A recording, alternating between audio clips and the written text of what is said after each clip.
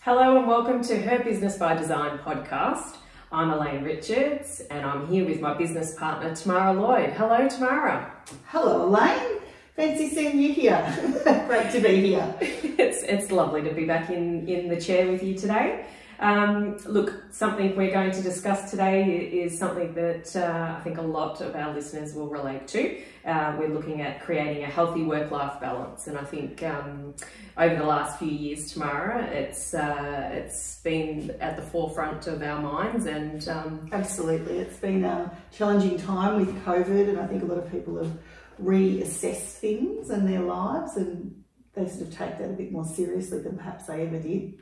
Absolutely, and I think if we take ourselves back a couple of years to when COVID did initially hit, I feel that we were forced into the home environment, and as busy mums and business owners, we both had challenging times with our teams as well, and you know, it was interesting how that all played out. And I think now more than ever, I've learnt, I think you and I have both learnt, the importance of resetting and making sure you're evaluating your life to ensure that you're having or turning up to be the best version of yourself as a mum. And I think sometimes it's easy to say, but I don't think anyone ever gets it really perfect. But we wanted to talk today a little bit about, I guess, how we've, as you know, mums and women in business, we had quite a large team in the end, but we're also, you know, trying to run our families, I guess. So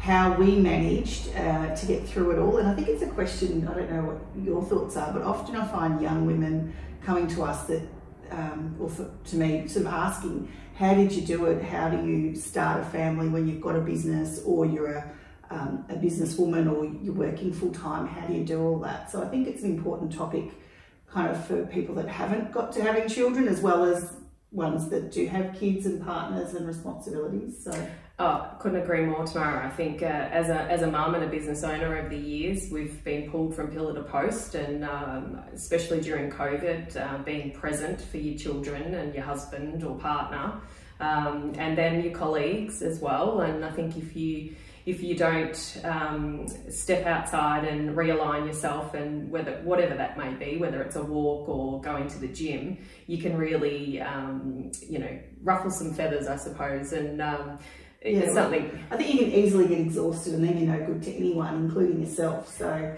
yeah, 100%. So I think we'd like to discuss that a little bit more in depth and look at ways that we implemented the balance into our busy schedules over the many years in business together. Sounds good. So I think, Tamara, we touched on it previously. You're a mother of twins. Early on in your career, it would have been quite overwhelming to go into business. How did you manage the work-life balance?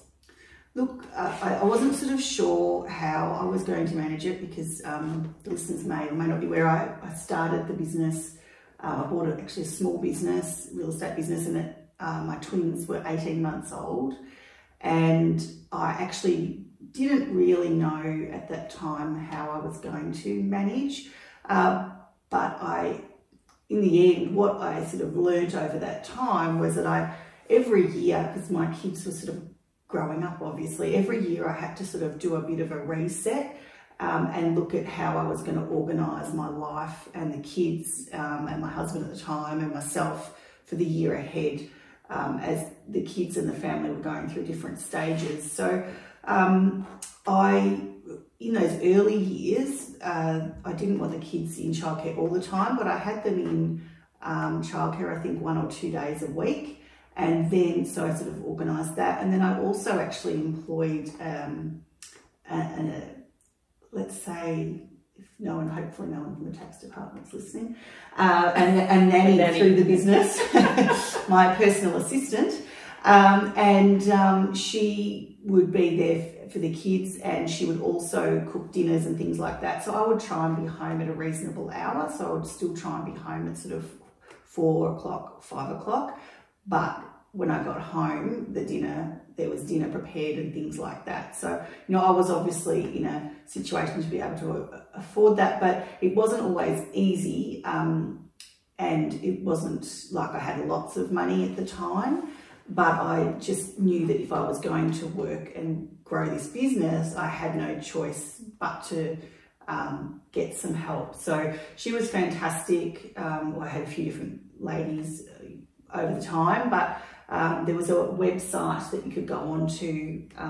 Actually, I'll find out what it is and we'll include it in the notes, but where we you could go on and find sort of nannies, or was people that you knew, and it wasn't necessarily that expensive, but it meant that I could come home, walk in the door, dinner was cooked, the house was tidy, and the kids were happy, and they'd sort of tell me about their day. So that worked quite well for me. I guess that took away a lot of stress as well, and then it would allow you to have some quality one-on-one time with your kids when you got home, and you're not rushing around trying to cook and prepare a meal. So absolutely, and I didn't want to resent coming home. I didn't want to resent working. I didn't want to resent my kids. So that worked really, really well for me. So I think actually getting some help is really a key to this. So whether it's getting in a cleaner or potentially getting someone to look after the kids or having them in childcare, you're going to need help. You can't do it all by yourself. I was lucky at the time to have quite a supportive husband. He was working full time, but he was usually home by 4 o'clock. So he could sort of take over, duties from there. So look, we had to talk about it. We had to really plan it. And I think that's key, and reassessing on a regular basis. And for me, that was, at the end and start of every year, I'd reassess and what we needed at that point and what the kids needed. I can totally agree, and I think you were quite pro in me organising a cleaner. Yeah. Something I was like, I don't want someone coming in and cleaning my house, but I think you need to really look at your time and work out where are you best placed in your life. And another thing I think for myself I can relate to, it was great, my amazing husband, we sat down and we worked through some days where he was able to work from home, and that allowed me to be free, and I wasn't rushing back to do school pickup. So I think key is definitely planning and working together, and there's nothing to be ashamed of. Like, I think we're a team. Yeah, absolutely. And I do want to mention one other thing I think you were really good at, was planning a holiday. Yes, I still like to plan a holiday. And I used to think, gosh, I'm too busy, and you used to say to me all the time, God damn it, Elaine, book a holiday, take your family away, have some downtime. I think you really did implement that well. I still say that to you. I know, but I'm getting better. But would you agree that is key as well, having something to work towards? Look forward to. I think you really need something to look forward to. Actually, one of the guys in our office at the time, David, he was really, he'd have on his screensaver his next holiday, where he was going, and so when he was working hard or working late, he'd know what he was working for. And I think I always have to have something to look forward to. Yeah. I know you and I have got a couple of work trips planned, but they are work, but I'm sure we'll have some fun in there. And I'm really looking forward to those as well. So I think have some stuff that you can do with your friends, as well as stuff that you can do with your family. And I think that's really important. You're just going to have to ask for help sometimes, whether it's having someone look after the dog or having your partner stay home with kids. I think to try and give them their own time as well. I think you need that time away from each other as well as together. To come back together, and I think it's all positive for a good, healthy relationship all round. One of the things we haven't spoken about, but I'd like to talk about, is for personal development. It's nice to have your nanny and your cleaner, but what re-energizes you? Is it at the gym, or I think these are the key important things that we implement and introduce into our lives to make sure you're doing something for yourself. I think something 100%. A lot of us women don't do a lot. Well. I actually think this is something I've got better at over the years, and I really now believe, like, if I'm not the best version of myself, I won't love who I am, and I won't be showing up the best for my family, for you, my business partner, for my staff, for my friends. So I really do take the time to think about how I can look after myself, and whether that is just quickly running into the massage place when I'm at the supermarket. You know, there's a few little massage places there, just having a quick massage if I'm feeling a bit stressed, or whether it's booking a retreat. I'm very lucky to be going up to the Gaia retreat in a few weeks, which I can't wait to do, or whether it's just going for a walk. I think clearing your head and getting some sunshine is really important. And then the other thing that I've started to do over the last probably 12 months, which I've never ever been a gym person. I think anyone that knows me well would know that. I'm more have a wine and a cheese platter person. I can vouch for that. I do like my, going for a walk, but I had a hip operation a few years ago, and so I've got a new hip, and I struggled physically because I couldn't really walk very well and things like that. So I now very much feel it's important to have my body strong. So I've got obsessed by the gym, not obsessed, but when I'm there, I enjoy it. Getting there sometimes a challenge, but I go generally 2 to 3 times a week, and my body feels really strong. And I feel good about myself. I might not be Elle Macpherson, but I feel good and I feel strong and healthy. So when I'm there, it really clears my head, and I think it's cleared my head. I've got better skin, and I think I'm more confident in myself by doing that. So I encourage you to revisit doing something like that. I know you went and did Pilates this morning, which is new for you.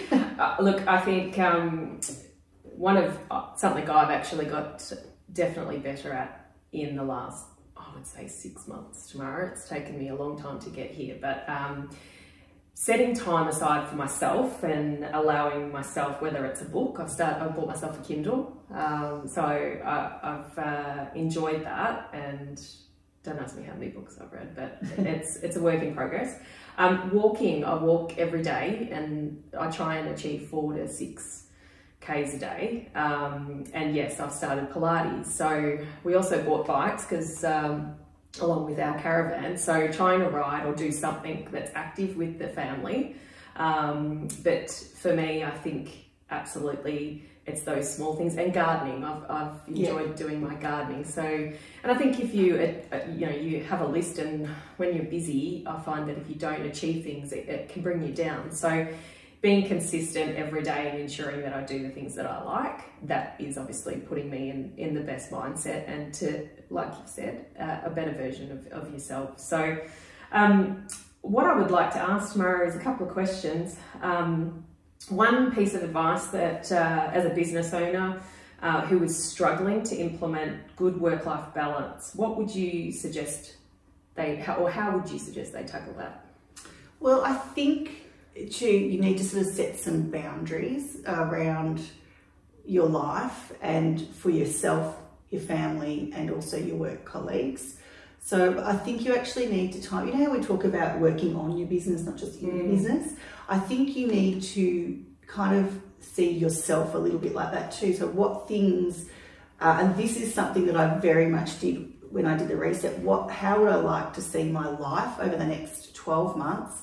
How would the ideal work-life balance look realistically? Like, you've got to be realistic. We never get it perfect. And sort of go, okay, well, Tuesdays I want to be home by this time because I want to take my son to footy training.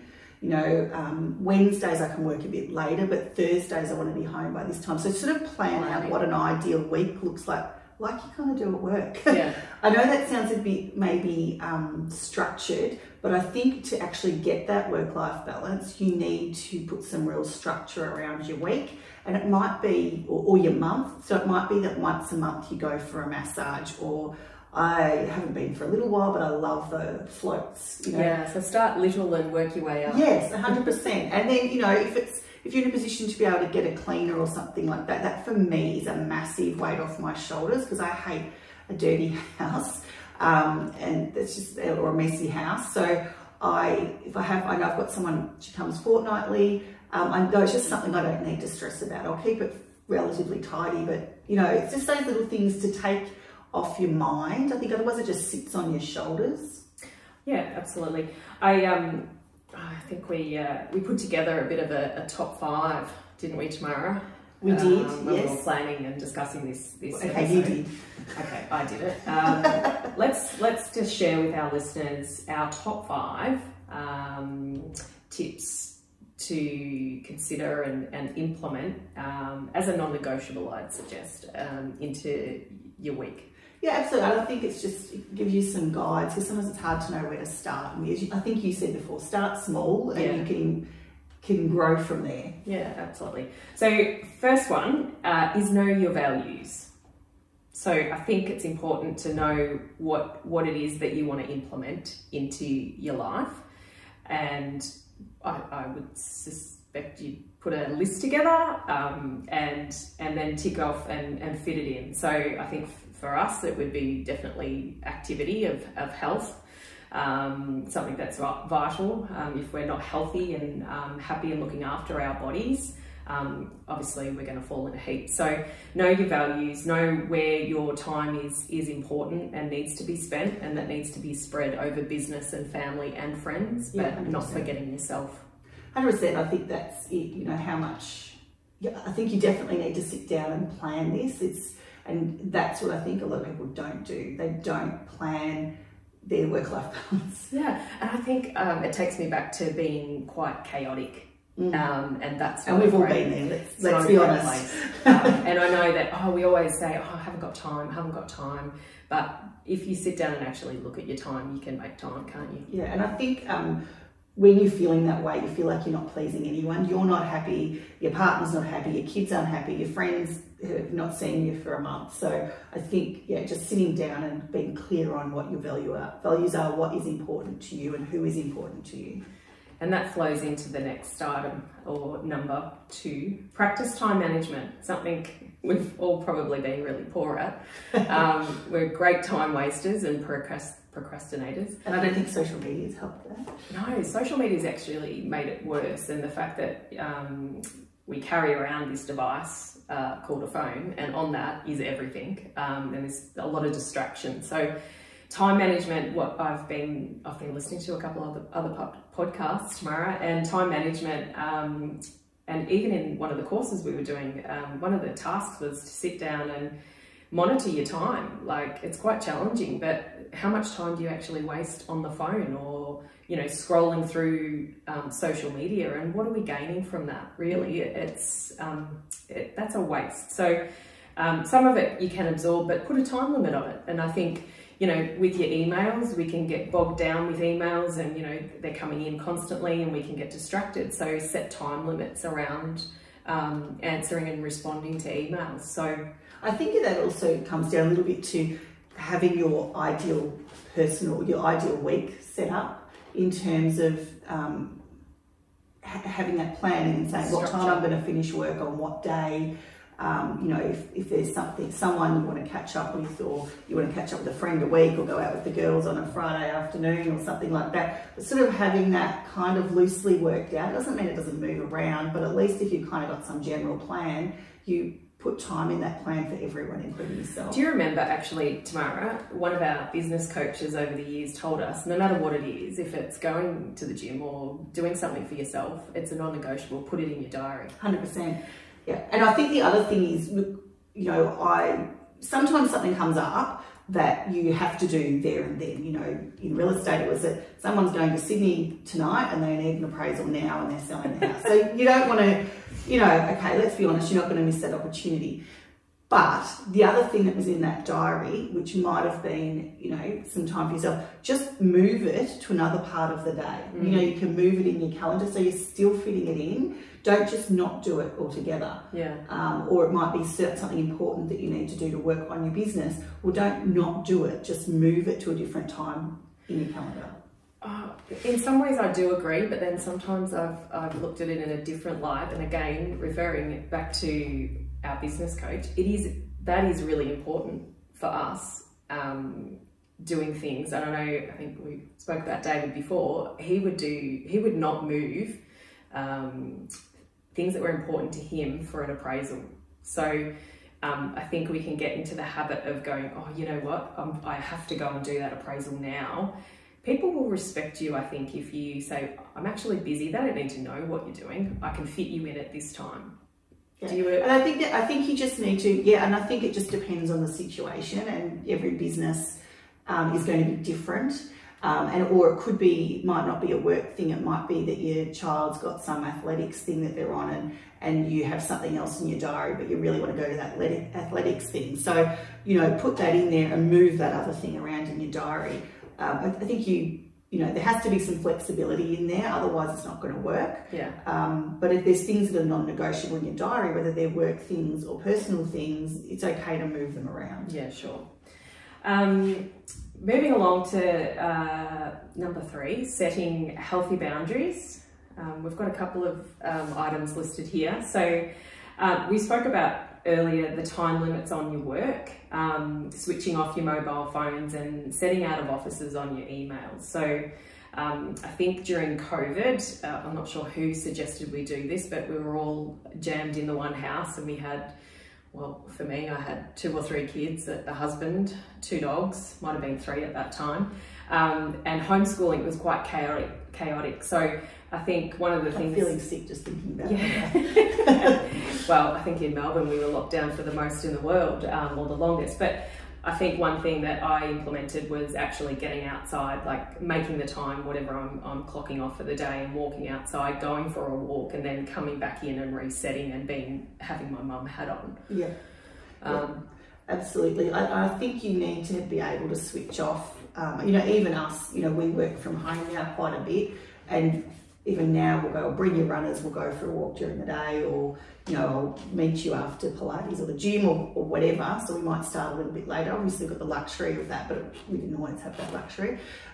So I think it's just, being really clear what you want to fit in and how you're going to fit that in. The out of office on your emails is a good one that I know you implemented for a lot of our staff in the property management division when we had our real estate business, and because they were in and out of the office a lot, that worked really well for them setting boundaries with their clients. Yeah, it did actually, Tamara, great point. What it allowed the client to, you know, you're setting a tone for them and letting them know that you're actually not available right now, because obviously the world we live in, everyone wants something now.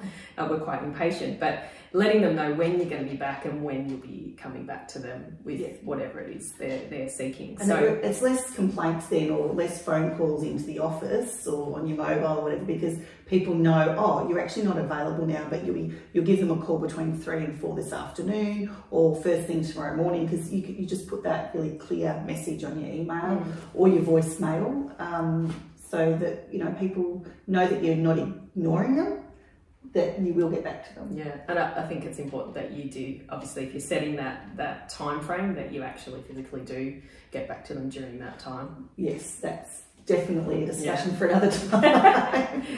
Number 4 is focus on your health. Now, this is an interesting one. I think we go like a bat out of hell, and in real estate for us, we bang, bang, bang, bang, bang. Some days we'd be in the office at 9 and we'd be having meeting after meeting, and before you knew it, it was 1 o'clock and we hadn't even had lunch, hadn't been out getting some fresh air. So whatever it is that you do, I think you need to be mindful of, you know, activity, walking, fresh air, water. Yeah, and even just sitting in a chair, like I've got, you know, the chiropractor, since I've not been sitting in a chair as much, my back is so much better. So what about the high heels? Yeah, yeah, I wear less of those these days, but I still have a thing for them. But you know, I think have a think about what do you do for your health. Sometimes we get into a rut where we're not really doing anything, you know. So have a think about what are the things that you actually want to do for your health, and whether that's gym, Pilates, yoga, you know, playing basketball, whatever. Have something that you do for your physical health. But I think the other thing is your mental health. I was going to say that, Tamara, your mental health and your mind, because we're so busy. And I think one of the things that I did struggle with, I think our days are so busy, and we come home and sometimes at night I'm trying to sleep and my head is going a million miles an hour, or I'm waking up at 2 or 3 in the morning thinking of work. Like, that's really not a good thing. So yeah, I completely agree with you. Your mental health, and if you know what we used to say to our staff, if you're not feeling on, stay home, take the day and focus on yourself, have a break and reset and come back. Absolutely, because I think how you're feeling, for your mood that you're in, it does affect others within the business. So if you're coming into work grumpy, or you're having a really bad day, are you better to work from home? Sometimes that is the case, and you're not putting that negativity onto someone else. That's not always possible, but I think, as a business owner as well, I think it's important to understand that sometimes people are going to be having a really bad time, and are they better to work from home, or what can you do to help them get through that as quickly as possible? Mental health's really important. It's one of the things that I've started to look at on a personal note is doing some meditation. Look, I'm certainly no expert and it's a work in progress, but there's actually was listening to her on a podcast, but I also was gifted her book by a friend, Katie. I think she's an American lady, but I feel that she might live up in Byron Bay. She's got a couple of books, and one of them is on how to meditate, but it's a really nicely written book. So if that's something that is of interest to anyone, I highly recommend that they have a look at that. And just, what is it that keeps your mind healthy and happy, and what do you love doing, whether it's reading a magazine, getting some fresh air, you've got to work that out. Yeah, I love music tomorrow. Yes, me too. And our last top tip is surrounding yourself with positivity. Now, positivity in the environment that you're in, the people that you're with. I think this is key, because if you're with a Debbie Downer, you're going to be brought down. If you're with a bubbly, happy, colleague or environment that you work, you're going to get the best out of people, I think. 100%. I think this is really important. And this, sounds maybe easier than sometimes it can be. But if there's people in your life that are constantly pulling you down, everyone's going to have bad days or bad things they're going through, and you want to be there for them during that time. If it's sort of an isolated thing, but some people are just very negative, and sounds terrible, do you need them in your life? I think assessing that over time is something that's really important, because you want to get the best. I certainly want to be the best version of me, and some people might not help me get to that.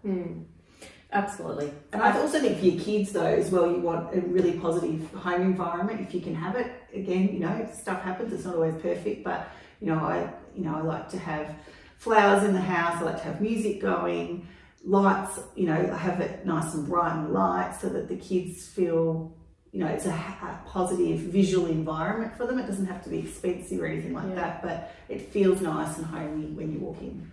I think that, if you've had a bad day, having the skills to go, okay, big breath, I've got my mum boots on now. My poor kids don't need to have grumpy mum. Going and entering into that environment, being positive and happy, otherwise you're just going to ruin everyone's night, really, isn't it? Yeah, absolutely. I think this is true. I haven't tried it, but I'm actually tempted to try it. I heard somewhere, so if you have two plants and you talk nicely and tell that plant how much you love them, and be really beautiful to that plant, and the other plant you are terrible to and tell it horrible things, treat it the same with water and light and everything. One plant will thrive and the other one will wither away. Oh, really? I heard that a couple of times. I might try that. I think I need to test this out, but watch this space. We might come back to you in a later podcast and tell you if it's true. If anyone's tried it, I'd love some feedback on it. That's an odd one, but I could see that I might try that. Yeah, well, it's all energy, isn't it? Let's not get too energy and flow. Yeah. Well, I think that's pretty much all we've got time for today, Tamara. Yeah, well, I think it's been a great topic. Yeah, and I really hope our listeners have been able to get small snippets of gold out of our discussion today, and I'd like to see that they really implement some change to allow them to have that really healthy work-life balance. Yeah, and look, you're not going to get it perfect probably ever, but I think if you keep working towards little things, little steps, keep improving, you'll feel a lot better, and so will your family, friends, and work colleagues. Yeah, fantastic. Well, thanks, Tamara. Thank Lovely you, as Elaine. always. And thank you to our listeners. And we look forward to seeing you soon. Thank you. Thank you for tuning in to the Her Business by Design podcast. We appreciate your support and we hope you enjoyed this episode. If you did, we would be grateful if you could take a moment to leave a review on Apple Podcast and Spotify and share this episode with others who might find it valuable. To access our free customer journey checklist or sign up for our free 3-day webinar on how to organically grow your business by creating an awesome customer journey, simply visit our website businessbydesign.net.au and follow the links. We also value your input. If you have any suggestions for future episode topics, please leave a comment, send us an email at hello@businessbydesign.net.au or connect with us on Facebook, Instagram or LinkedIn. Thank you again for joining us today. We're Elaine and Tamara, and we can't wait to have you back for our next episode.